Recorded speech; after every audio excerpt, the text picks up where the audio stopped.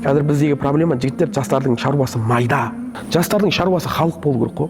Жастардың шаруасы мына үммет, Андалусия деген жер болған бұрында. Испания бар ғой қазір. Сол біздің мұсылмандардікі болған. Сол жерден Кордоба деген қала шатаспасам, мына Қортуби деп аталатын кезде.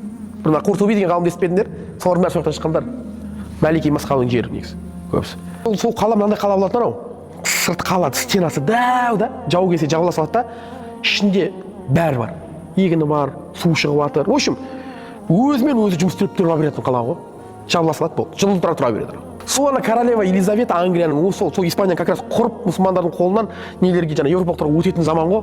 Сол кезде айтады, мен ана қаланы алуым керекпін деп по-любому дейді. Анчет дейді ғой, сол қаланы алмасам мына үстінде көлігімді шешпеймін деп тұр. Анчет дейді ғой, қараса не деген сұмдық дейді ана Елизавета. Оны алмастан бірінші тыңшы жіберіп көріп алу керек қой, обстановканы қалай деп. Сөйтіп бір тыңшыны жібереді екен.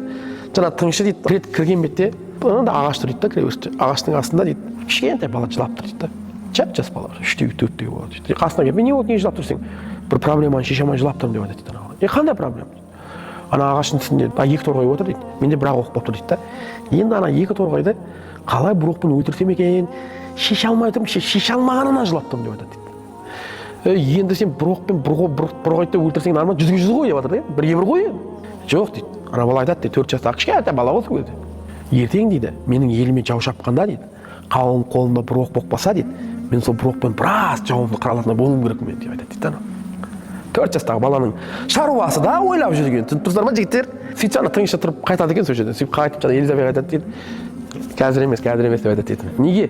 4 жастағы баланың шаруасы анау болса, 25 жастағы баланың шаруасы не болады онда дейді. Арада біраз жыл өтеді дейді. Сөйтіп тағы да тыңшы барады дейді. Тура кірген баста сол ағаш тұр, ағаштың астында дап-тарды 25-тегі жігіт жылап тұр дейді. Содан анау кеп тыңшы келіп, не болды? Қандай бауырым проблема десе, бір проблемам бар еді, соны шеше алмай жылап тұрмын деп айтады 25-тегі жігіт. Қандай проблема? Күндіз дейді, қызым мен сағат 6-да осы жерде кездесем деп едім дейді. Сонымен келе жатқанда жолда бір проблемалар шығып, кешігіп қалдым, келсем қызым жоқ. Енді қазір ол мені кешіре ма, кешірмей ма, соны шеше алмай жылап тұрмын деп айтады дейді. Сөйтсе анау тұрып қайтқанда қазір алу керек деген ол. 25 жастағы жігіттің шаруасы қызым мені кешіре ма, кешірмей ма болып тұр дейді. Не деген төмен дейді.